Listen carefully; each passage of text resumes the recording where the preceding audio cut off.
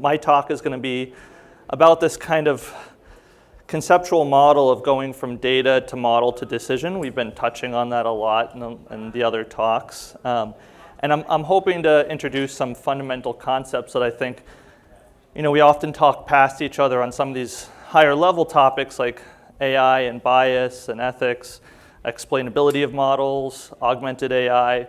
And I'm hoping that by introducing some of these fundamental concepts, which I think a lot of us either kind of understand intuitively, but we don't explicitly discuss often when we're talking about AI. And so when we're talking about some of these higher level topics, we're often talking past each other a little bit, right? And we don't have a model for a common model for how we talk about AI in healthcare, at least. So I have no conflicts of interest to disclose. And now my clickers. I am, as Santiago said, I am a physician at Mayo Clinic.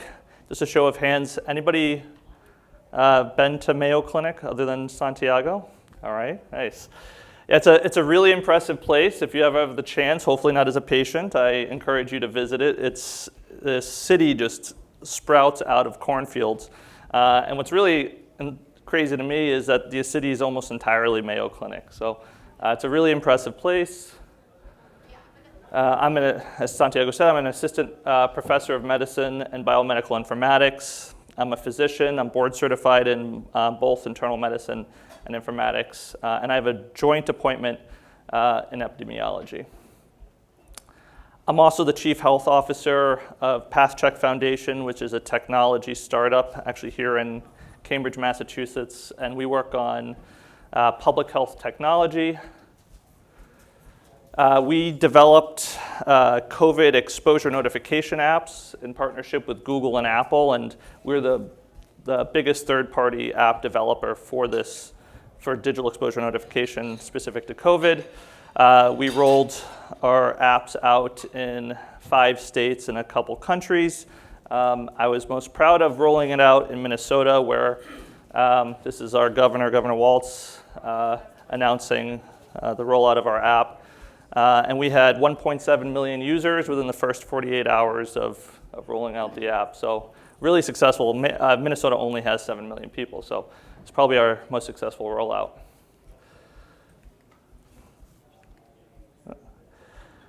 Just a little bit of background. My background, so I have training in medicine, obviously. I'm a physician. I also have graduate training in public health, biomedical informatics, and computer sciences most recently, and I promised my wife no more training. So what do I actually work on? I kind of divide it into 3 kind of major categories. I would say I work on kind of applied, so that's where a lot of the artificial intelligence work that I do, digital health. I do work in epidemiology, and then I do a little work in methodology. I'll talk a little bit about that. I've been working on something called hybrid AI models, and that's something I've been recently doing. So I work on a number of projects. These are ones that I've either recently finished or are currently working on. I'm just going to skip past that. I'll just actually dive into one of the projects that I recently finished. Santiago's probably going to get flashbacks because we worked on this together.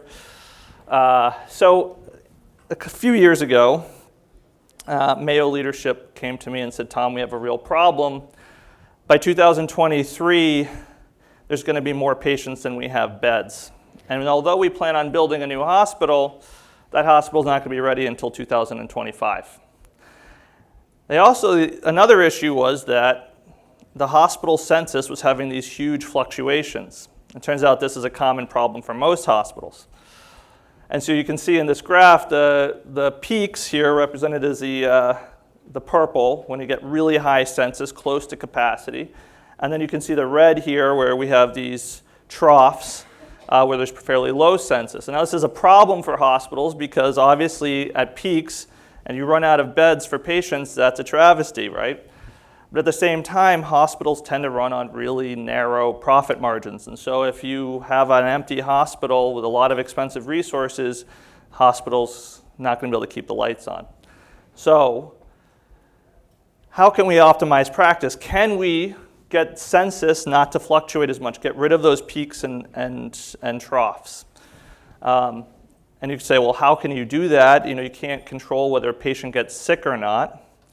But hospital census is affected by things that we can control, in fact. So one of them is elective procedures. A lot of hospital admissions are driven by elective surgeries. And elective surgeries doesn't mean that they're not important. I mean, when you get cancer resected, for example, most of that is an elective surgery. So they're important things to have done, but we still have some control over it. And the other thing is that capacity isn't just a physical capacity issue. Oftentimes hospitals have what we call functional capacity issue, where they don't have enough nursing for beds. If there's not enough nursing for beds, your capacity is actually lowered and those beds don't count. Even though you have the physical beds, you just don't have the staff for it. And so we have these levers that we can affect census. And so realizing that, I thought, well, if we can develop a really good prediction, maybe we can use that prediction then to affect some of these levers that we have to get census more in within these bounds of the hospital.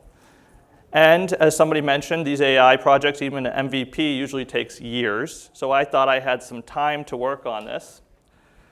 But then, months later, COVID happened. And I had a lot less time. So our hospital quickly reached capacity. Like many hospitals, we had to cut almost all our, well, not all, we cut our elective procedures by 25% on average. So that meant a lot of people not getting procedures that they needed. It also was, hospitals also make a lot of their money from elective procedures, so there was financial windfall. A lot of hospitals experienced this. There's a lot of layoffs, et cetera, et cetera. And so we needed an answer really, really quickly because we were both running out of beds and we were also financially experiencing the effects of this. And so Santiago and I and a team developed a model that actually was this was a 14-day model that we produced really early on, but eventually it turned out to be a 30-day model. And it allowed leadership to make decisions, especially around elective procedures, having this forecast of how many beds and what type of beds to expect 30 days from now. And the model is very accurate. And so this allowed, on average, the elective procedures to only be cut across that time period, and not just because of our model, other factors as well, but our model definitely helped by only 5%. So that's a huge difference. So this is just giving you a flavor of some of the work that we do at Mayo and a lot of probably you do in other institutions. And there's a lot of considerations about how we get these models from that data level to the model level to the decision level. There's developing the model and all the considerations there. What's the performance of the model? Is the model bias? Implementing the model, do we have the right data pipelines in store? Operationalizing the model, so does the model drift over time? How do we monitor that?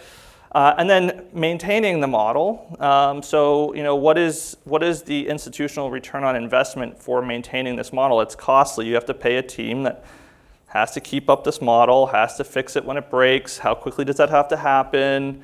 And all these considerations that are really important in a lot of the topics that we've talked about the last couple days. But as I said, I'm not going to talk about any of that for the most part. I'm going to actually go and talk about some fundamental concepts that we often don't talk about because I think they're important and ones that can help us talking about some of those kind of higher level topics about applied AI. And at the very end, I'm going to give you a couple tips that I use when I'm evaluating an AI proposal for applied use. So a lot of applied AI has grounding in informatics, which is lucky because both Santiago and I are trained in informatics. And there's a fundamental theorem of informatics, which is basically human plus computer being AI model or whatever, is greater than human alone. And we talked about a little bit about that, right? There's so much information that a human mind can't, a physician, for example, we were talking about the 17,000 pieces of literature that come out every year or whatever probably more than that, but we can't keep up. And so, and I'm going to say something that's a little provocative, but all AI is decision support. There is very few, I can't even think of any off the top of my head, of autonomous AI in healthcare. And I'm a little bit less optimistic than Santiago in that I don't think that's going to change in the near future or even distant future unless there's something fundamentally different with our AI models that we don't have now. And so that's the premise. All AI is decision support. So all AI is augmented. AI, some of these terms that we use.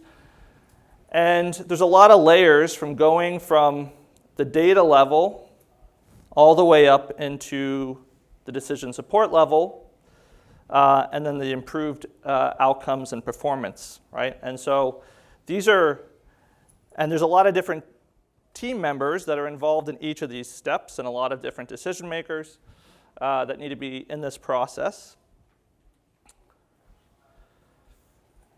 And so I often use something called the Informatics stack. So this is Harold Lehman. He was a mentor of mine at Hopkins. He's a professor in informatics. I used to run their informatics program. And he came up with this informatics stack a long time ago. And so we really need to see these AI models not in a vacuum. How do we see them kind of holistically within the goals of, I usually, so the way that you can look at it is above the line, which is kind of the human factors, the workflow process, the problems that we're trying to solve. And you can look at it also below the line, the technology, the information, and then the AI models. And you can see at the very bottom, the AI models are just the start of this. There's the AI models, the technology, the modules, which is a single information tool. It could be a piece of software that puts your output of your AI model into an information system, which then goes to your decision support tool, which then interfaces with some human, maybe physician if it's clinical decision support, which then has to be looked at from the view of how's that impacting the problem that we're trying to solve, how that problem being solved impacts the institution, and how that changes the institution's effect globally, right? And so we have to see these projects within this scale, I think, in order to be successful.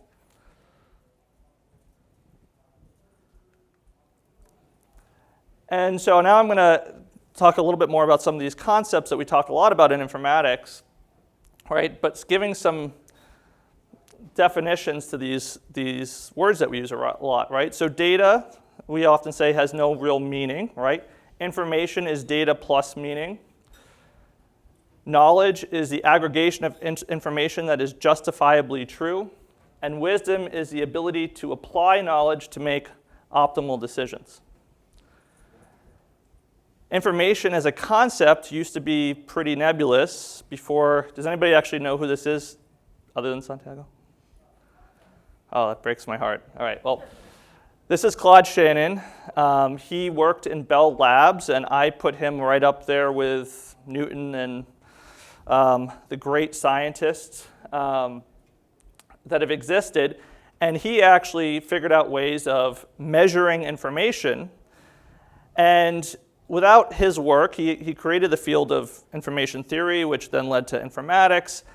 And the cell phone, or I could go back even further, the telephone, the cell phone, the information age, the internet, all related and wouldn't have been possible without the work that he did. So his work was really foundational to the topic that we're talking about, especially. And he described, one of the parts of his work was describing information channels and being able to measure that, right? And in his day and age, those information channels were around communication channels. So he was working on telephone lines, and eventually this work was used, like I said, to give us what now is the modern internet. But we can use some of his work to kind of inform what we're doing now, because really analytics is an information channel, and I'll talk about that in a second. And you can really look at data, remember data no meaning, as either noise or unknown information. Sorry, these clickers not reactive. And we use when we talk about models, well, you can have any model is a very general term. You can have AI models, but models basically end up taking data and be able to extract from the data information or new data, right?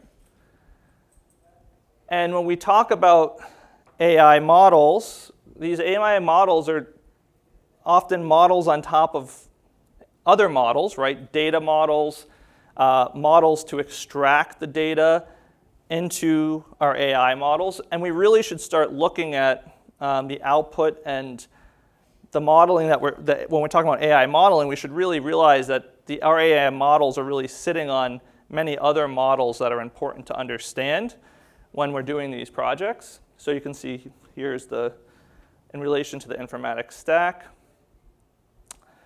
And then like I said, these models are basically creating an information channel, just like described by Claude Shannon.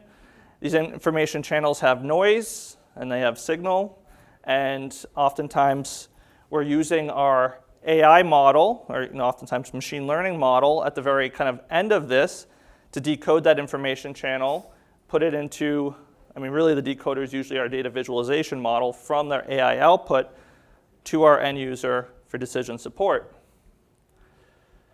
So the field of analytics is really, this is the kind of fundamental concept, is using modeling to transfer our data or information, a type, into a new type that's useful for application. And oftentimes we define analytics by that application. We talk about business analytics, healthcare analytics, etc. And you can then look at it as an analytics channel, just like back in the day, Claude Shannon talking about his information channel and all the models that are in that analytics information channel. And so when we talk about analytics, we often we put a value on the analytics, especially for operational use. And I think this slide, it's a common one that's used, really grabs this concept, is that early on, we used to just use analytics for descriptive. So what is happening? And then as analytics started to advance and our infrastructure started to advance, we started to use it more for what we call diagnostic analytics. So why did it happen? And then where we really get into the age of artificial intelligence that we're in now, we're getting into prescriptive analytics, predictive and prescriptive analytics. Predictive analytics being, why is this happening? And then, at some point, how can we make it happen? And that's prescriptive analytics. And so this is just a kind of a timeline of artificial intelligence. So you can see we've been doing this for a long time, but it's really been most recently, especially with deep learning, that a lot of this has taken off because these models have become really pretty powerful. And there's a lot of different models to choose from.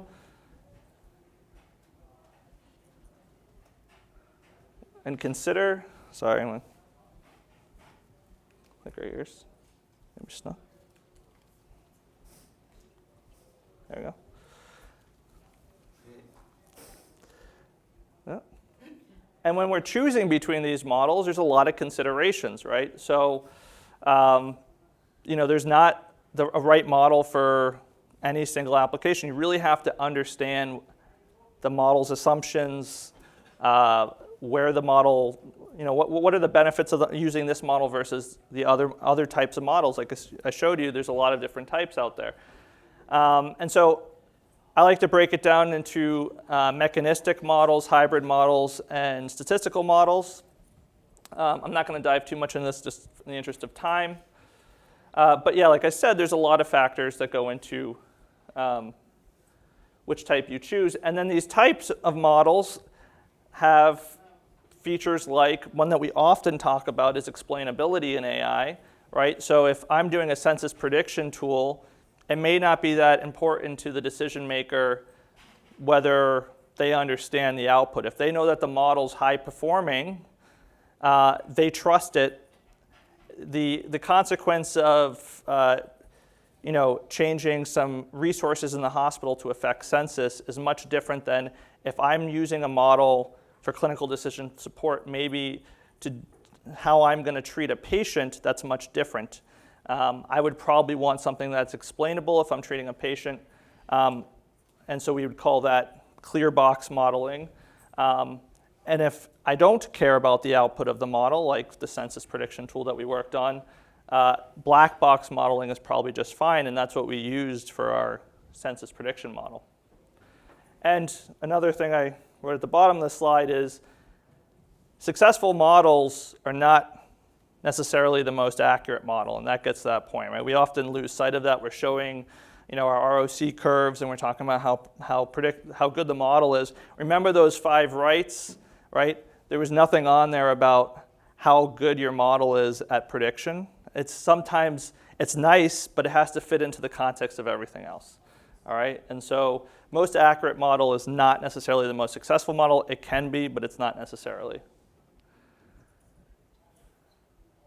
All right, I'll just have to wait for the clicker here. So I talked about, this is a little bit of an aside, but I talked about some of these hybrid models. So a lot of the AI tools that we use are black box models. So they're statistical models, right? We don't understand the explainability of the output's pretty poor. And then we have some of these mechanistic models where there is a lot of understanding. So I've been working on agent-based modeling, which is a really complex type of modeling where you have to hard code a lot of the variables into the system that you're creating, and the system's formed by these agents that have these properties and other variables. And so people spend decades, we talk about how long it takes to build an AI model. Agent-based modeling, which I do consider AI, a mechanistic form, can take decades, right? And so these are really complex, but what they do give you is a way to understand the output. There's some mechanistic understanding of the output. And there's I'm working on a project currently, that's a grant-funded project to work on using deep neural nets, thanks April, on agent-based modeling so we can get some of that explainability property with our deep neural nets, which help to learn the variables in this system instead of having to hard code it, the deep neural net, using some data source. So for the grant-funded work we're doing it on COVID spread and using CDC data, and this is a collaboration with MIT, Georgia Tech, and Mayo. And so I think the future, we're going to start seeing more and more of these hybrid models where we need explainability, as well as the power of some of these statistical properties like we have in deep neural nets, where they can learn about the feature space in our sample population in a way that we can't necessarily understand. We don't necessarily need to understand. But if it's in this hybrid model with a mechanistic model, we can get some understanding from the output. And so we were just talking about bias. I just use this to kind of display that some of these fundamental concepts that I was talking about, how when we're talking about some of these topics, we can better understand. So as we were saying, bias isn't really, we can have a bias AI model, which is usually the machine learning model, but it's really a byproduct of all those other models in that analytics channel that it sits in, and the sampling model from your population that's taken. So I know I have 5 minutes. I'm just going to kind of cut to the end here. These are my tips. This is a tip on how not to make a slide, but I leave it here because I think you guys have access to my slides, and so I use this as and mostly I have this just kind of ingrained in my head at this point. But these are kind of the top 10 considerations I have when I'm thinking about an AI proposal, either that one that I'm proposing or one I'm reviewing. And with that, I'll leave it. Questions?